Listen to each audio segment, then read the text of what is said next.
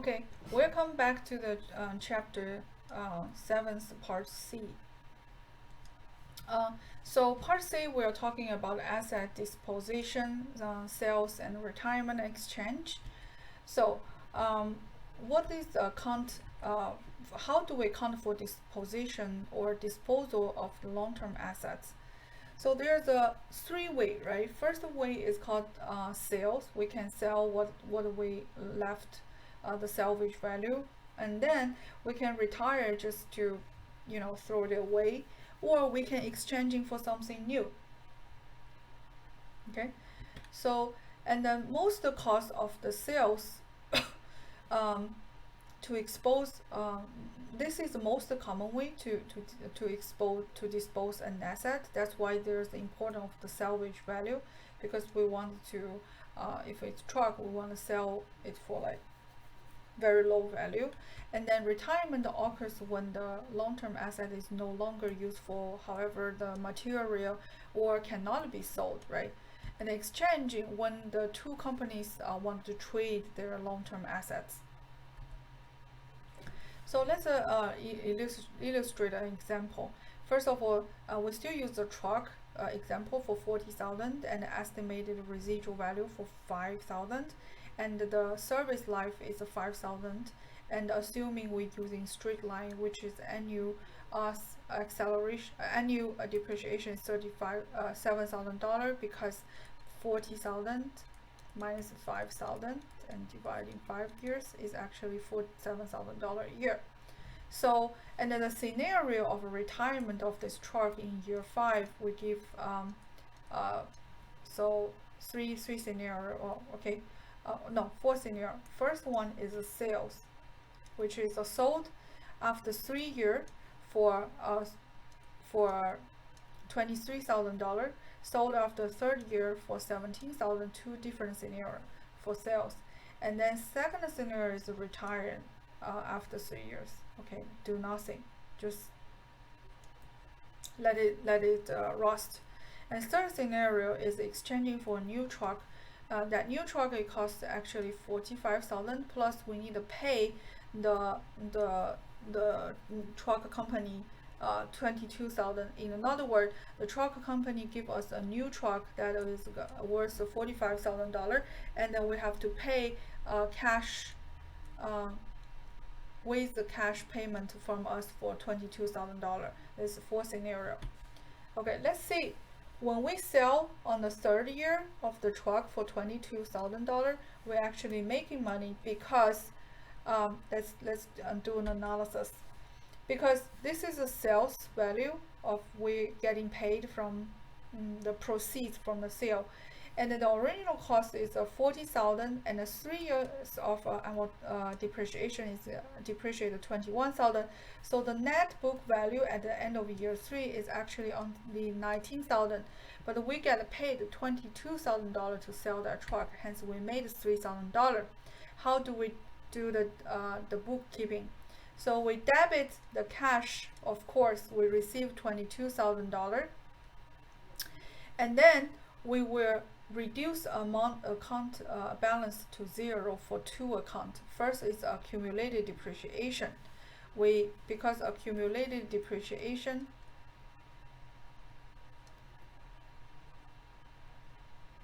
remember, the first year was 7,000, and the second year is 7,000, and the third year is 7,000. Hence, that it has an ending balance of 21,000 in the year 3. And the asset, which is a truck, right? It's bought in the year 1 for $40,000, right? It's always gonna look like that even in year 3. It doesn't nothing change to it, because we park those depreciation into this account. Hence, that to get rid of this truck, because we sold them, we need to park credit side for $40,000, the whole amount, and we will debit the $21,000 out of the depreciation, accumulated depreciation. We park on the debit side, right?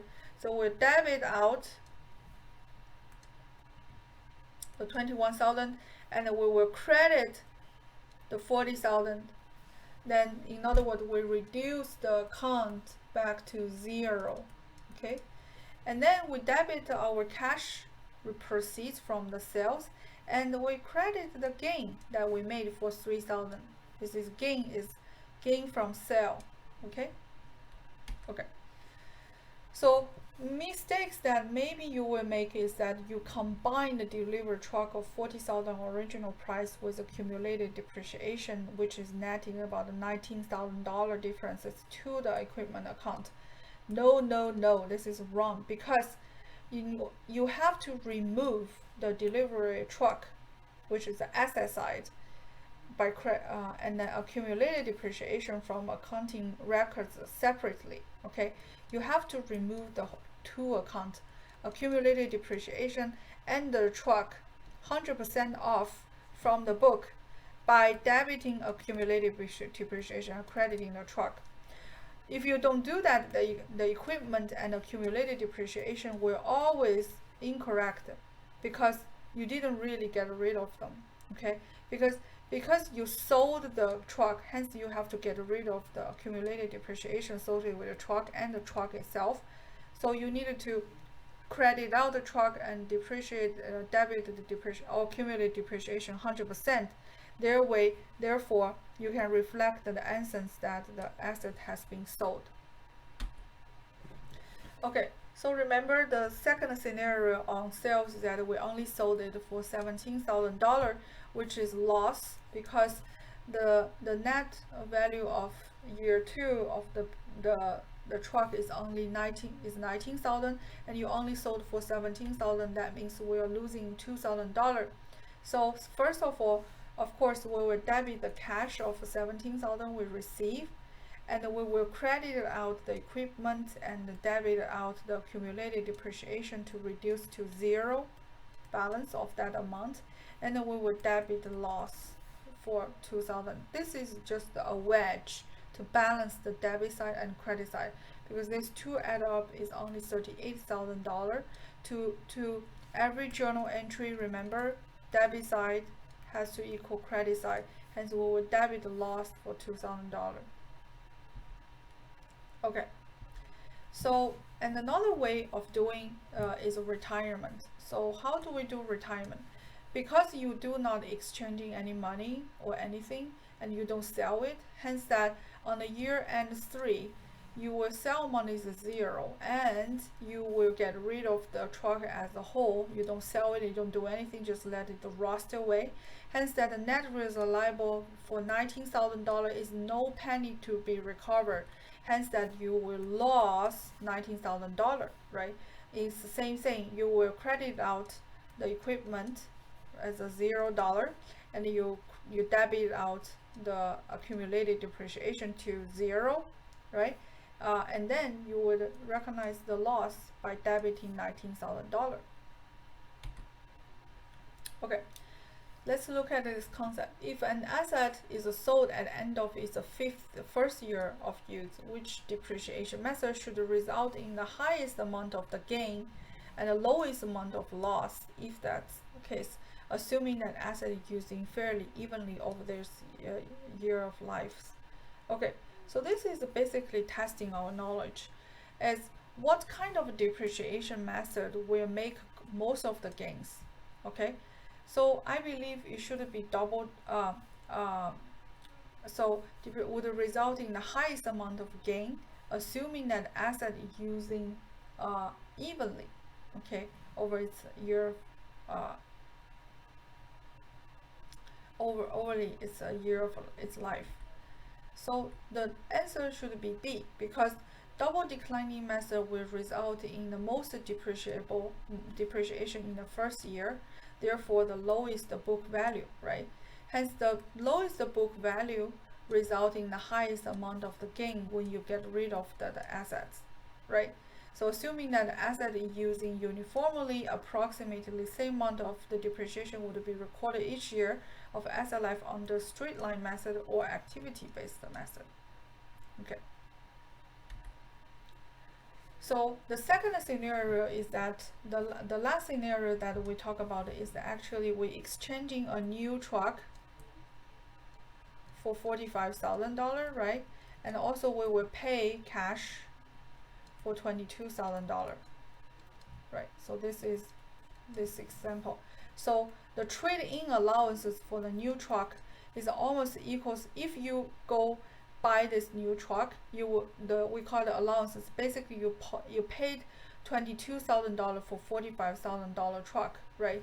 So we call it trade-in allowances. So that means that the truck, there is a $23,000 is actually in exchanging for the old truck, right?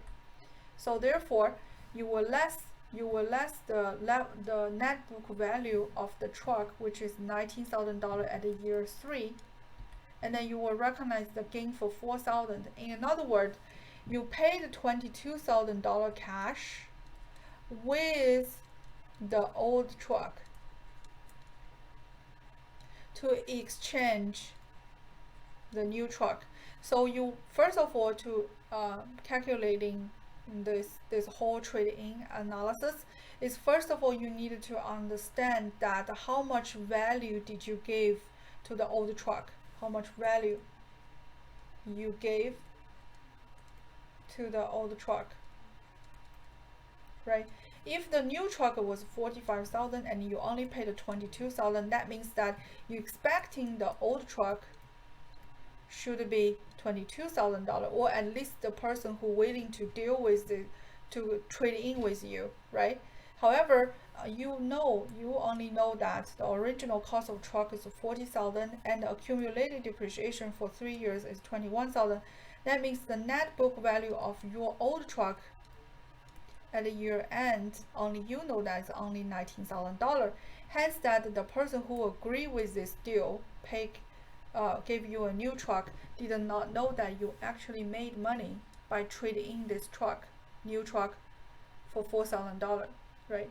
So how do we do that? First of all, we recognize the new equipment you bought in for $45,000, right? And then second you will recognize the new truck by debiting the $45,000, right? Debiting. And second, you pay cash for $22,000. So we're crediting the cash for $2,000, for $22,000, right? 3, you get rid of the old truck by debiting accumulated depreciation and crediting the cost of old truck, which is this one, right? So debiting, this is step 3. Step 3. This is step 1. This is step 2. And then step 4, you recognize the gain of $4,000 by crediting it. Okay? 4th step. I will show you some example to show how this is very easy. Don't worry, it's not hard, and I will show you how to do it. Okay? So the key point that we want to take away is that we dispose an asset for more than its book value, we will record again by credit the gain. If we dispose an asset less than its book value, then we will debit the loss. Okay. So now we wanted to analyzing the linkage between return on asset and profit margin and asset turnover. Okay. So we're using a the Walmart, which is the biggest retail chain in the world, and the Costco. See how is this two retail-based company the return on asset and asset turnover and the profit margin. How does that work? Okay, linkage. So first of all, Walmart is larger, right? Based on this net sales, right? And Costco is only $129 billion. But at the same time, is Walmart more profitable than the Costco? Okay. First of all, we wanted to introduce you this ratio called return on asset ratio. It indicates that amount of net income generating by each dollar of investing in the asset, right? We talk about that asset is the supporting or generator of a future income. Hence, this ratio is very important. That this is ratio tells us whether the asset can efficiently generating net income for you. Okay, so it equals the net income of the company dividing average total assets. The average total asset, as namely, is actually beginning asset plus ending asset dividing 2 is a simple average. So therefore, we find out that the Walmart, the return on asset is 7.2%. On the other hand, the Costco is actually 7.7%. That means that Costco is more profitable than Walmart. Okay. And then we wanted to decompose the return on asset to two ratio. First, we talk about the profit margin in chapter, last chapter, right? So we said it's equals to net income dividing net sales. Oh, actually, profit margin we'll talk about it in the chapter, accounts receivable chapter, right? And then we also introduce you at that time. We introduce you accounts receivable turnover. Now we introduce you asset turnover. Is equals to net sales dividing average total asset. So as you can see, this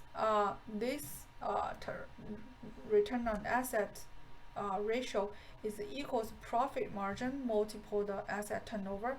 In another word, if you want a high return on asset, you need to make sure that your profit margin is high at the same time your asset turnover is high as well, right? So profit margin indicated that the earning per dollar for sales. So basically, sales minus the expenses is gonna equals earning. So this tells you that how much sales that you made can contribute into your bottom line, right? And the asset turnover measures the sales per dollar of asset invested, right? So in other words, how much $1 of assets, how much that revenue you're generating, okay? So in another word, let's see the profit margin of the Walmart. Walmart profit margin equals net income dividing net sales is the 3.3%, and the Costco is actually 2.1%. It's interestingly finding out that Walmart profit margin is actually higher than the Costco. But the asset turnover of Costco, when calculated as net sales dividing average total asset, the Costco have a much faster asset turnover. So in other words, the accounting ratios support our expectation regarding the business strategy Walmart and Costco are pursuing.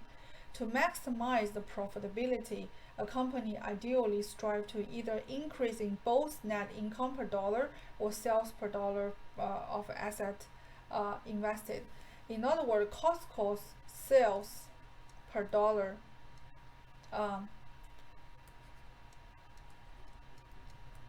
of assets invested is higher, much higher than the Walmart, right? So as we said, the return on asset is actually equals profit margin multiple asset turnover. So you either has to be both high or in this case we know that Walmart is high on this one and Costco is high on this one, but in the end we know Walmart return on asset ROA is smaller than Costco because Costco have very high asset turnover rate. Okay, 3.7 times.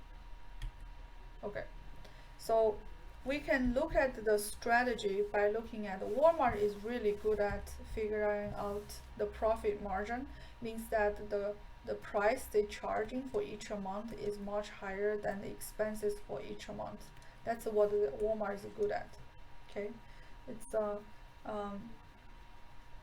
because remember Walmart is retail stores, and Costco is a wholesale store. So wholesale store is actually specifically designed for lower prices to customer with a high sales volume, right? But Walmart is a retail. We only buy very small amount of stuff, hence that the profit margin for the sales is actually higher. But because this is a wholesale store, hence that the Costco's asset turnover rate is much higher. Okay. So let's look at this. Papa's Pizza has the following item in the past year. Net sale for 24,121. Net income is 2,022. Total asset at the beginning is 14,898. Total asset at ending is 15,465. So profit margin we said is equals to net income dividing sales, right?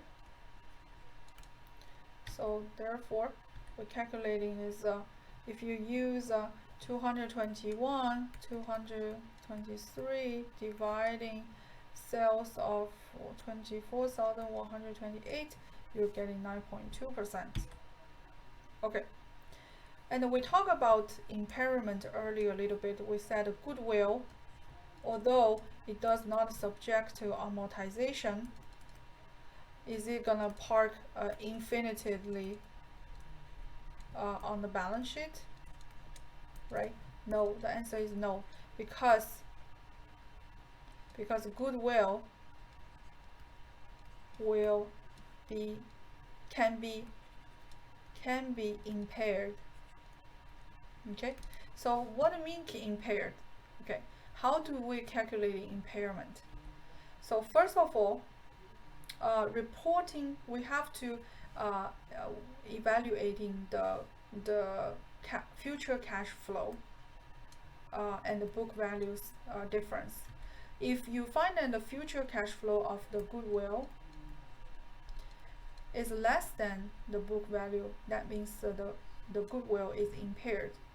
And then if not, this is a decision tree, then you know the goodwill is not impaired. In the impairment purpose, step 2 is to recording the loss of impairment. So the loss actually equals the book value of the asset minus fair value of the asset. When there's the asset is not impaired, then you don't need to do any action. Okay. If you recognize any impairment loss, of course, it's gonna reduce the net income, right, for that year. So and also it's gonna reduce the net asset of the year. Yeah, because your goodwill value is reduced, has a hurt on the asset side. At the same time, you will recognize impairment loss, right? Right. So this is minus the equity part, and this is minus assets. This is a journal entry. So let's look at example impairment. Estimating the future cash flow, which is a future benefits, okay, generating for long-term asset fall below the book value. That's called impairment, the definition. So trademark has estimated future cash flow of 20,000 and book value of 50,000. Oh, the fair value is $12,000. So in this case, is it impaired? Yes, because 20,000 of future cash flow minus is much smaller than the book value, and the loss itself is not actually 30,000 here. All is you needed to use the fair value of the trademark to figure out how much the loss is actually $38,000, much higher than 30,000. And then how we record it, we debit the loss for 38,000 and we credit the trademark for 38,000. Okay, and impairment loss is recorded when the estimated future cash flow exceeds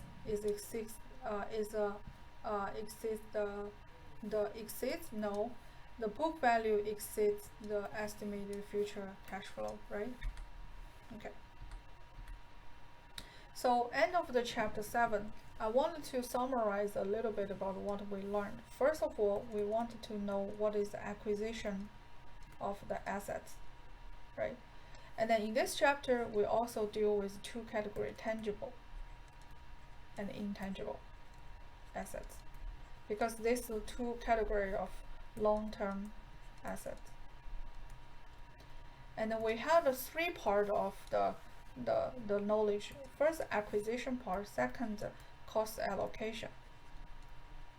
And third is disposition, right? I just quickly recap.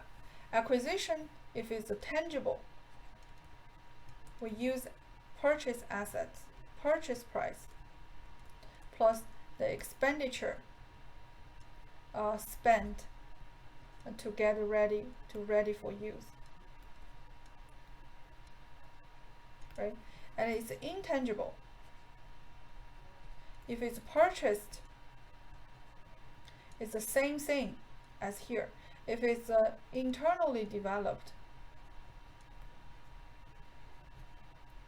we said we gonna expense R&D, right? And we only capitalize